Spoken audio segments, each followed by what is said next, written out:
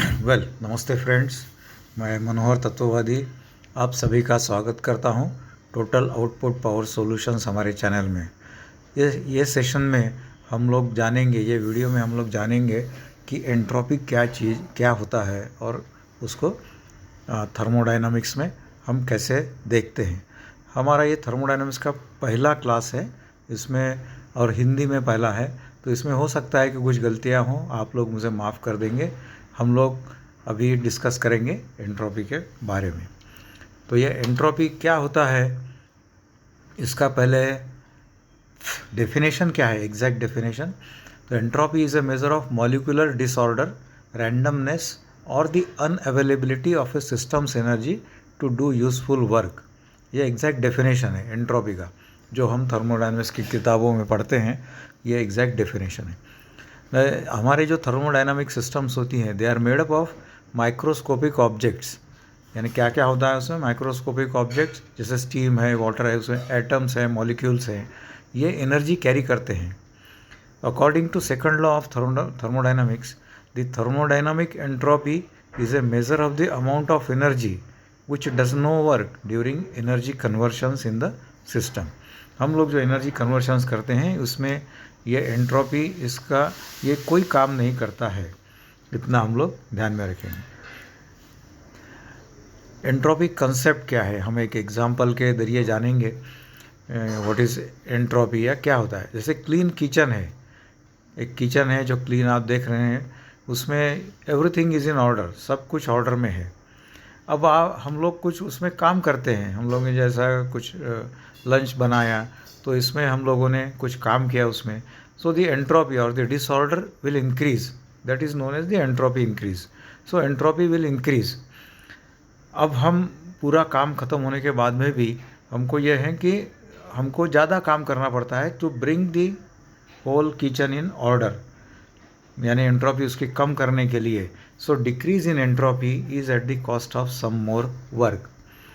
ये जैसा इसमें लागू होता है वैसे ही हमारे थर्मोडायनामिक सिस्टम्स में ये होता है। अब दूसरा एक कॉन्सेप्ट देखो इसमें एग्जांपल के, अभी हम लोग आइस मेल्ट करते हैं, आइस है तब तक उसका एंट्रोपी कम होता है because the molecules are in order. But when the ice melts, ice जब मेल्ट होता है तो वाटर मॉलिक्यूल्स ब्रेकआउट होते हैं और वो they try to move freely, तो इसमें जो डिसऑर्डर हो जाएगा that will increase the entropy. Then boiling water, अब पानी की कुछ एंट्रोपी होगी because it must have some order, molecular order. तो इसमें क्या होगा कि उसकी एंट्रोपी फर्दर इंक्रीज होगी because the molecules are spread far apart, थोड़े और ज़्यादा दूर हो जाएंगे, जिसमें उसकी एंट्रोपी इंक्रीज हो जाएगी। फ्रीजिंग ऑफ वाटर, अगर हम लोग स्टीम को कंडेंस करते हैं या वाटर को फ्रीज करते हैं, उस वक्त उसकी एंट्रोपी डिक्रीज होगी बिकॉज द मॉलिकुलर मोशन से जो ये है डिसऑर्डर्स है वो कम होते जाएंगे और उसके इसलिए उसकी एंट्रोपी जो है वो डिक्रीज होते जाएंगी। सो हम लोग इन्फ्रेंस इससे निकाल सकते हैं, entropy is the measure of disorder. Systems naturally move towards high entropy when temperature is increased. जैसे पानी है, पानी का हम लोग टेम्परेचर बढ़ा रहे हैं तो मॉलिक्यूलर डिसऑर्डर बढ़ जाएगा। So you can say that systems naturally move towards high entropy when temperature is increased. Order requires energy, आपको फिर से ऑर्डर में लाना है उसको। जैसा हम लोगों ने देखा वाटर है और उसका एंट्रोपी बढ़ा हुआ है, और अगर हमको उसका आइस क्यूब बनाना है फिर से, so the order will require energy, हमको उसको रेफ्रिजरेटर में रखना पड़ेगा and then it will be, so that order requires energy. Disorder happens for free, melting of ice जो हमने देखा उसमें हमने आइस रख दिया है, तो डिसऑर्डर जो है उसका वो फ्री में हो रहा है, ऐसा सिंपल उसका मीनिंग है। So this is the entropy concept. Now the entropy and the second law of thermodynamics, ये थोड़ा सोचना है इसमें। The second law of thermodynamics, it states that the total entropy of an isolated system, it cannot decrease. An isolated system cannot exchange matter or energy with its surroundings.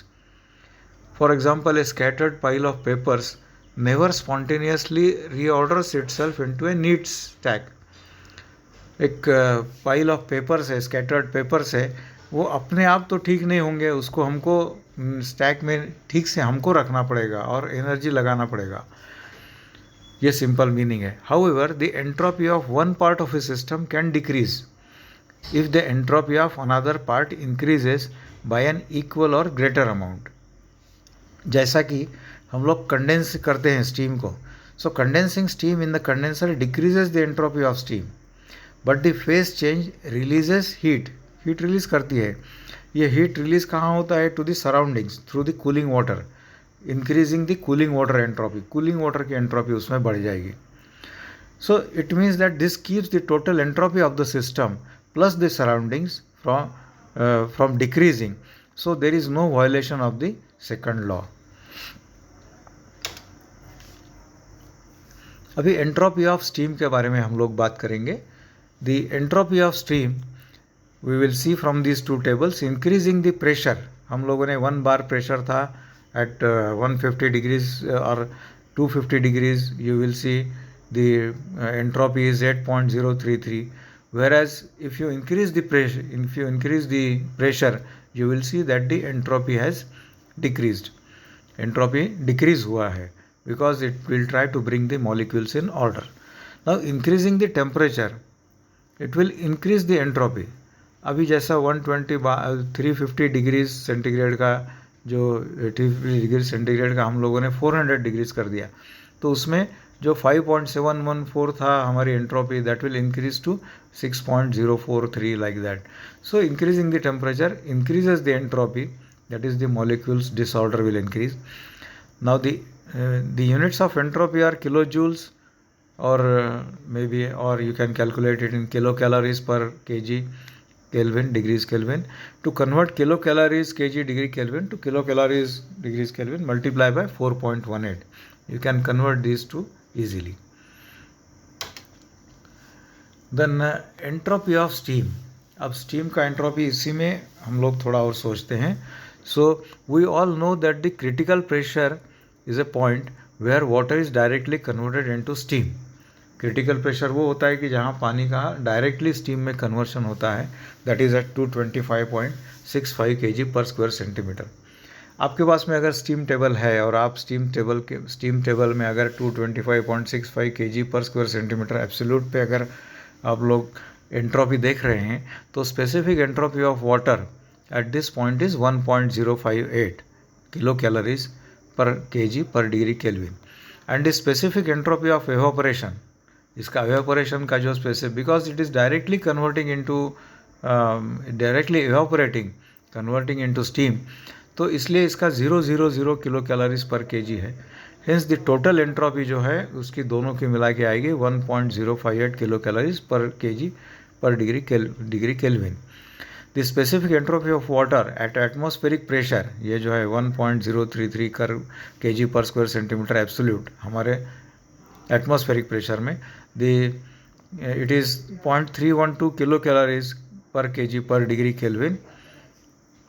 And the specific entropy of evaporation is 1.445 kilo calories kg per degree kelvin. And the total entropy of steam eight this point is 1.757 kilo calories per kg degree kelvin. This you can find it in the steam tables. Now formula for calculating the entropy of steam. अब इसके लिए हम लोग क्या formula use करते हैं? So the formula the entropy calculate करने के लिए कौन सा फार्मूला यूज़ करते हैं? Formula for calculating the entropy of steam depends on the state, कौन सी स्टेट में है, whether it is wet, dry saturated or super heated.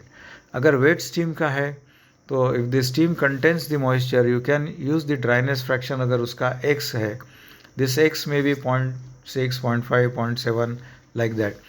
तो उसके लिए जो फार्मूला है उसका, this entropy of steam will be equal to SF plus x into SFG।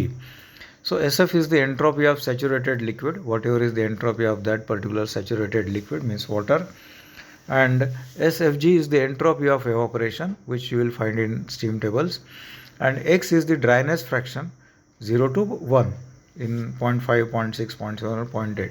So you can put in the values from the steam tables and you can get the steam entropy directly. Then the formula for calculating the entropy of steam. इसमें हमने wet steam का देखा. We'll see about the dry and saturated steam. The SG, that is the entropy of steam, that can be found directly from the steam tables. So if the steam is 100% gas at the saturation temperature, then S is equal to Sg. For the superheated steam, if the steam is heated beyond its boiling point, then the formula is something different. That will be Sg plus the saturation temperature पे जो entropy है plus the CPS into log of T superheated divided by T saturated. Now CPS is the specific heat of superheated steam. Approximately it is 2.1 kilojoules per kg. Then T superheated is the actual temperature of the superheated steam in Kelvin, degrees Kelvin. Saturation or the boiling temperature at that pressure, that is also in Kelvin. And for all calculations, you must convert the temperatures to Kelvin. Kelvin is degrees centigrade plus 273.15 degrees centigrade. Yeah, 273.15. That will convert the centigrade to Kelvin. Now example, you can take an example to calculate the entropy. To calculate the entropy for the specific conditions, we first determine the state of the steam. Now at a pressure of 150 kg per square centimeter, that is approximately 147 bar or 14.7 MPa, you can say. The saturation temperature, you can get it from the steam tables also, is roughly 341 degrees centigrade. Since the temperature of 540 degrees centigrade is much higher than this saturation point, this steam is in a superheated state. So the specific entropy calculation will be based on standard thermodynamic steam tables, or you can calculate from enthalpy entropy diagram also. At pressure 150 kg per square centimeter, that is 14.71 megapascal, the temperature 540 degrees centigrade, the specific entropy, you can get it from the steam tables as 6.495 kilojoules per K degrees Kelvin. Now you can calculate the same with the enthalpy diagram. You see, this is the enthalpy entropy diagram, or the chart, you can say, wherein you can see the pressure lines: 400 bar, 200 bar, 100 bar, 50 bar, 20 bar, like that. The pressure lines are there.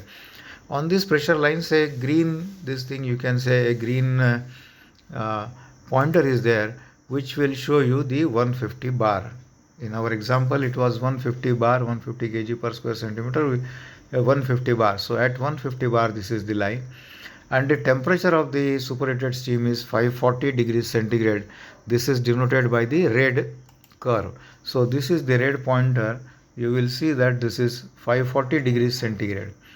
And the intersection of these two points, the pressure point and the temperature point, you can see the intersection. You can straightly drop it to the x-axis, that is the specific entropy, and you can get the entropy. So here you can say you can see there is a star. That star is showing you the crossing of these two lines, and it is coming to around 6.447 or 48 or 49, like that. So the entropy can be calculated this way also from the HS diagram. This is the HS diagram from where you can calculate the entropy, specific entropy. Now the calculating the entropy again, while values are typically pulled directly from a superheated table, the theoretical formula for superheated entropy, that is, we have studied this also, S is equal to Sg plus Cps into log of T superheated divided by T saturated, wherein this is the entropy of saturated vapor. You can get it from steam tables. 150 kg per square centimeter, it is 5.66 kilojoules per kg degrees Kelvin. Cps is the specific heat at this pressure. It is 2.4 to 2.8. This also you can get from the steam tables. We take it around 2.8 kilojoules per kg per degree Kelvin, and the T superheated is 813.15 degrees Kelvin. T saturated is 614.15 degrees Kelvin. So you can calculate the S, the entropy, and that comes to around 6.46. So calculating by way of the formula also, it will give you the same result. So hope you have enjoyed the video and understood the concept of the term entropy. आपने video enjoy किया होगा और इसमें आपको concept भी समझ में आ गया होगा एंट्रोपी का। तो ये हमारा पहला ही वीडियो है थर्मोडायनामिक्स में जिसके में हमने एंट्रोपी डिस्कस किया है। हम अभी हमारे अगली वीडियो में हम लोग डिस्कस करेंगे एंथैल्पी के बारे में। So in our next video in this series will discuss about enthalpy. So thanks for watching video. Please like, share and subscribe. आप सभी को धन्यवाद वीडियो देखने के लिए।